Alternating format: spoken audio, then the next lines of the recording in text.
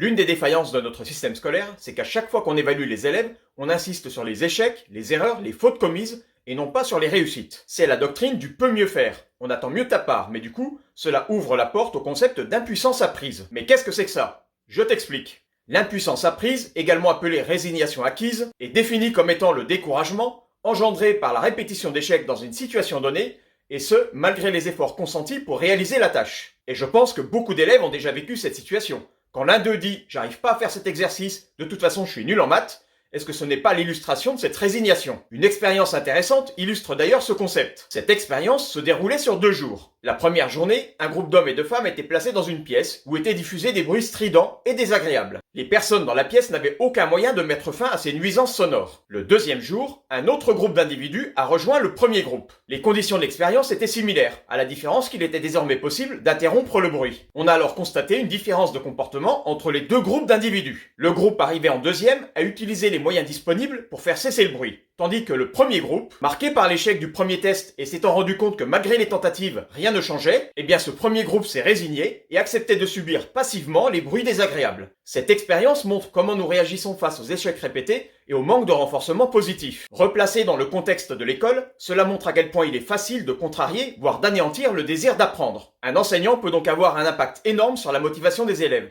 et sa responsabilité est de tout faire pour la préserver.